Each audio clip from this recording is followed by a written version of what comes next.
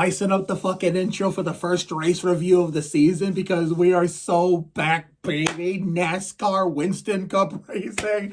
It doesn't get any better than this. I mean, we got Craftsman truck tomorrow after my early birthday celebration at work tomorrow. And then the NASCAR Busch Grand National Series, Napa 300. My last day being Robbie Gordon, 31 years old. And Stephanie Herman, our long lost sister from Murray Ridge in the Live and Lovey the Lab Rats days, will be joining us as when come Sunday, the big one, a bunch of people we love from ViaQuest and all over the place left and right will be joining us for the Great American Race for my first birthday and Daytona 500 without my grandmother, Virginia Ann Plaza. Rest in peace to her, and rest in peace to the beautiful mother of Kylie Brossman, known as Kristen Lee Brossman, who celebrated her heavenly birthday. Today's the 12th, right? Yeah, the 12th. So 2 days ago, Kylie's mom, Kristen, celebrated her heavenly birthday. So God rest her soul and happy heavenly birthday to that beautiful soul. I was thinking about you, Kylie, about that fucking race, and I really hope we get to FaceTime tomorrow since, I didn't go to work. My appointment with the TBS worker was canceled because she was sick, so that birthday visit with her did not happen today. My body didn't want to get out of bed for whatever reason, even though my eyes were clearly open, wide, and since you aren't able to come Sunday, you confirmed, I at least want to have you over for Saturday. So please FaceTime me if you can tomorrow before the truck race. So we got a 125 to qualifying event to go over. I mean, man, that was fun, especially that first race, even though usually it's the other way around. Race 1 is the one that's calm and race 2 is the one that's wild and crazy. But this year was the other way around.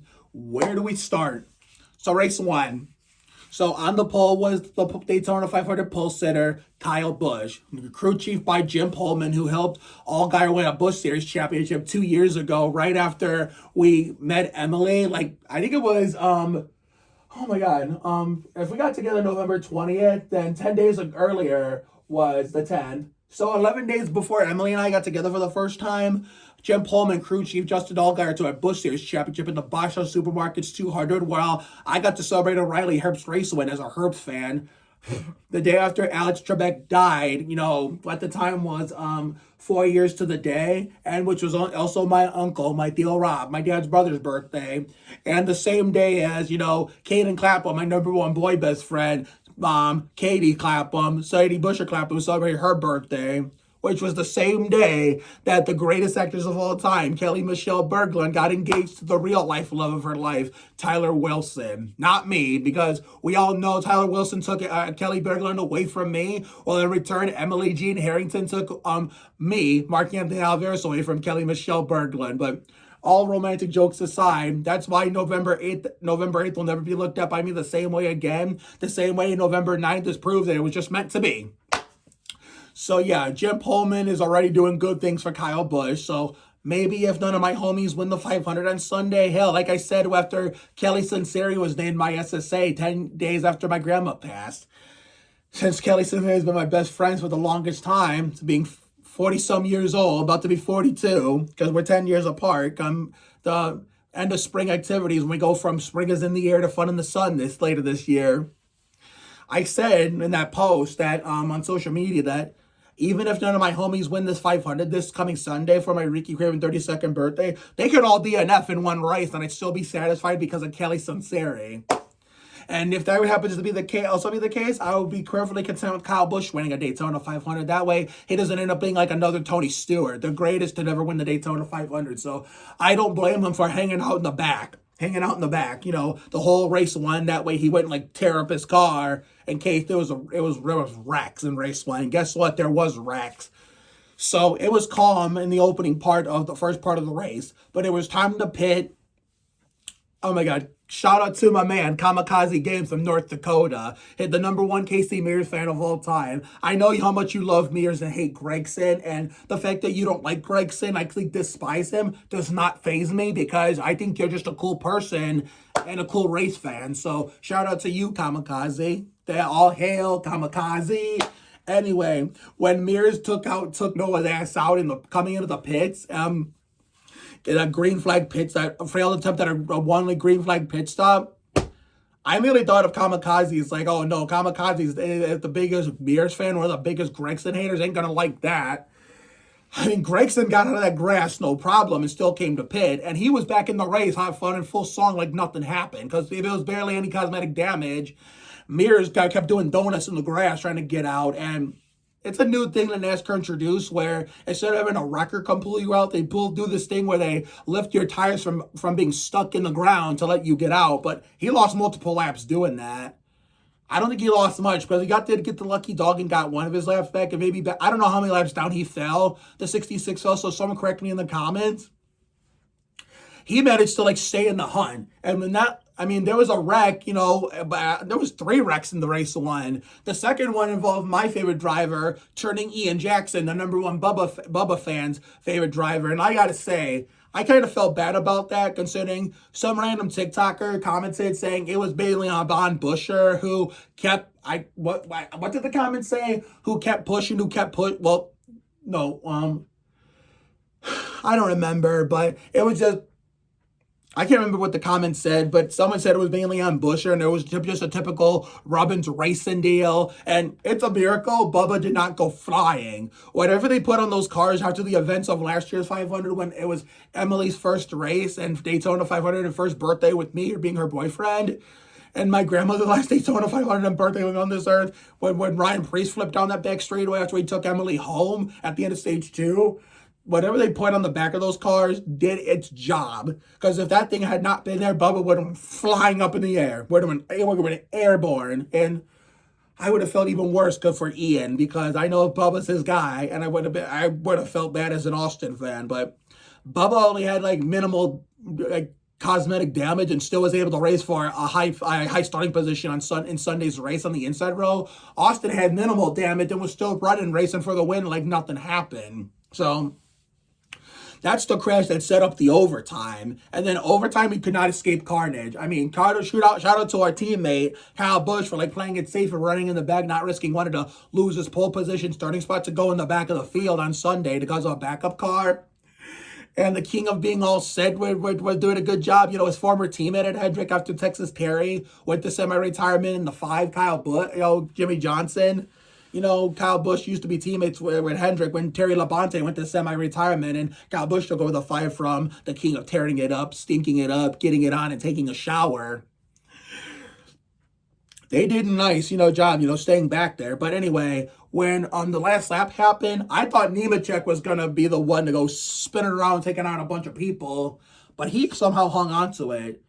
As much as I don't like Corey LaJoie, realistically, personal feelings aside, I kind of feel bad in that point of view. He had that transfer spot locked up. He had that, he was in the 500 until that push went wrong, and man, took out a bunch of good cars, even some of his teammates that were helping him try to get into the race, and ended up wrecking too. And my dad's favorite driver, Suarez.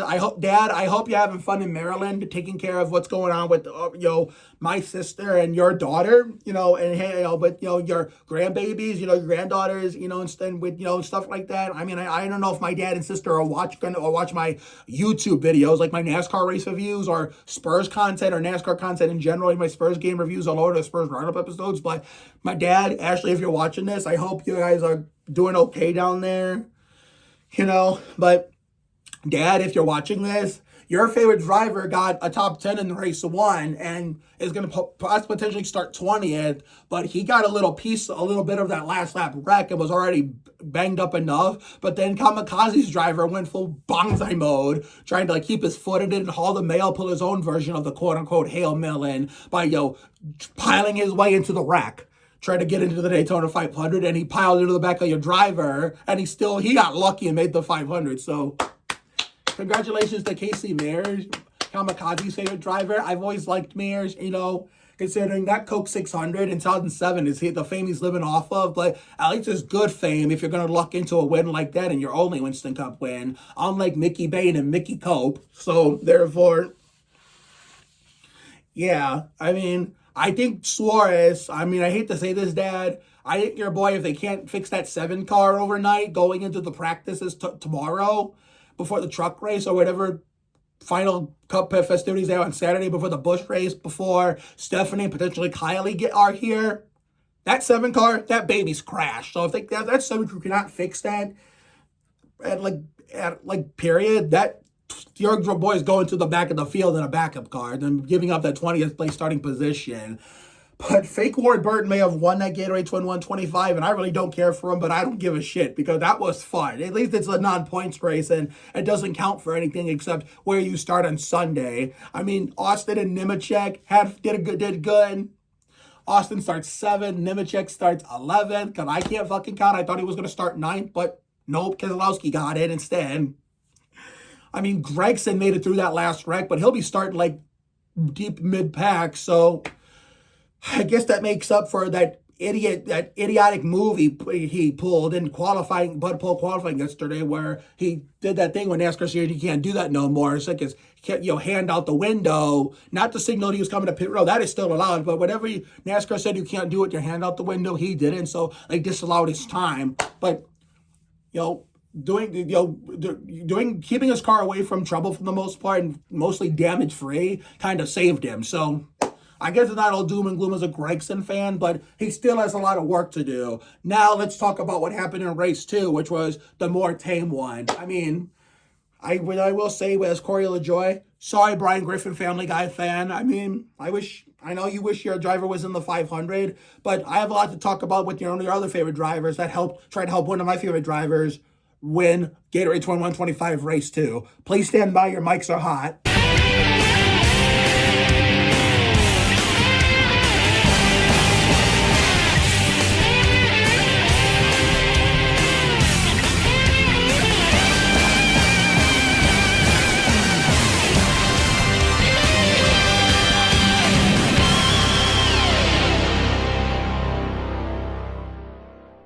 So now Gatorade Twin 125 race 2. This one was the more tame one where they didn't wreck a bunch of cars here. So like I kept saying, if we're going to wreck a bunch of cars all the time this weekend in the Winston Cup Series, do that shit on my birthday Sunday when all my girlfriend and friends are here. That way they could see a 200-mile-per-hour demo derby shit show and see me go wild.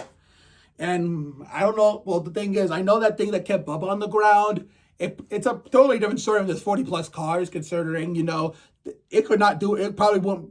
It's a 50-50 chance it probably won't do its job properly, and someone will go flying anyway. So we'll see. But anyway, so this Gatorade Twin 125 race 2 was, headline on the pole by outside front row sitter in the 500 Chase Briscoe, who was at the Spurs game against the Bucks a month ago, I think, and was in the broadcast booth with the best NBA announcers in the league, Jacob Toby and Sean Elliott. So that was great to see. But I applaud him for running in the back for the most part, too, as well as Justin Allgaier. That way, Allgaier locked himself in Bud pole qualifying and didn't want to, wreck his car. And, in case there was wrecks in race 2, which thankfully there wasn't for the most part.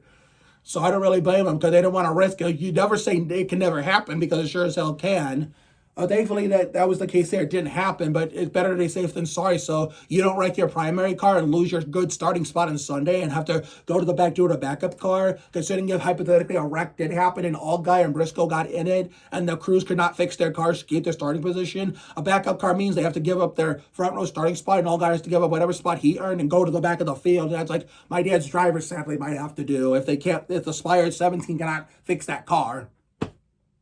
I mean, Chase Briscoe controlled the first part of the race for the most part before all those, pit strategies gone wrong. I mean, Ty Dillon and Stenhouse. I mean, Brian Griffin, Family Guy fan. I don't care for Stenhouse either. Like, I don't care for LaJoie, considering I prefer Randy over Corey. But Stenhouse was doing something good for once, helping my boy Ty try to get a 125 win as redemption from last year when he almost won the first race but botched it on the last lap with that wrong move coming down the back straightaway. Oh, I was at my birthday dinner at Olive Garden with my dad, wife, and my stepmom, so at least we got a redemption. There was no controversy at the end of this time like there was at the end of race 2 last year. So there was no wreck in the pits this time. There was strategies gone wrong, but at least it's better than crashing in the pits and, causing a yellow that really wasn't necessary in the non-points race. That just sets your starting position for the biggest race of the year 3 days later. Friday, Saturday, 3 days later. I mean, I mean, I don't know. I can't believe they let Zillage pit by himself. It's like, why? I mean, even after the pit stops ended, at least the whole pack got back together, but it ended up being single file for the most part, and nobody tried to make a move for the win. It was like the 2015 Aaron 499 all over again, and Chase Elliott was in the catbird seat. Nobody tried to pass him, considering it was like the pack was like separated a little bit in three groups, even though they were kind of close together, but not all piled up on top of each other like race one was. I mean, some people in the back tried, but they were too far back and they didn't have enough momentum. And Anthony Alfredo, I know Alfredo's name was Pasta, but I forget what they call him in terms of the pasta name. But good for him. Good for him for making the 500. I know the owner of Beard Motorsports passed away a few years ago. I know he's looking down from heaven, smiling big time at Alfredo. So I'm glad for the pasta dude. I mean, it sucks for BJ McLeod because he's like a fan favorite underdog. But I'm just glad JJ Yeley didn't make it because that guy has overstayed his welcome in NASCAR. Time for him to get the fuck out. So at least I don't have to see him on my birthday on Sunday. But Chase Elliott won the second Gatorade Twin 125. And as far as, Zane, Riley, and Tygo, not good compared to Austin and John Hunter and kind of Noah. I mean, Noah made up for his qualifying blunder by having a decent run in the 125, staying out of trouble outside that wreck with Mears, but recovering from it and make sure he didn't drop out of the event, out of contention, lose all the speed he had in the car. But yeah, it's good to see NASCAR back in action and cars back on the track. So tomorrow, we got the Craftsman Truck Series, Florida Dodge Steelers 250, with a stacked field that includes my grandfather's all-time favorite driver, Tony Stewart. But he did confirm that this is the only thing he's going to do for NASCAR for now in terms of coming back, because he doesn't plan to race on NASCAR again beyond this point, unless he does say so organically. But this man is going to be in the field tonight. I still have to get my Hemrick shirt out because Hemrick's going to be in that race. I did check the entry list for tomorrow. There's no Haley Deegan, so that's okay. I mean, she will make some partial truck starts later in the year. It just takes patience. So there will be a race review going over the truck race tomorrow. I will be watching it on my own. I won't have any guests of mine on tomorrow, but my mom's new lover is going to be here tomorrow, so he'll probably get to hear me go wild in case they wreck a bunch of trucks tomorrow.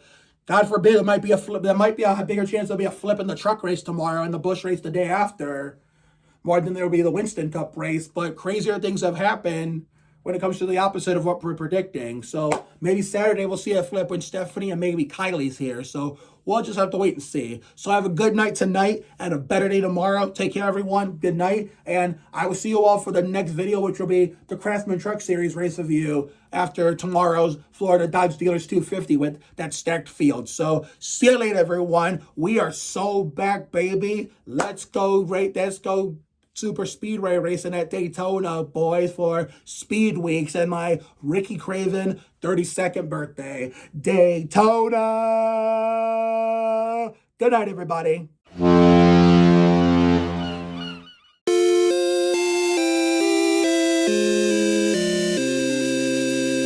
This copyrighted telecast may not be reproduced, retransmitted, or used in any form without the authorized written consent of NASCAR Broadcasting. NASCAR would like to thank all of our fans for your support, and we hope you enjoyed today's broadcast.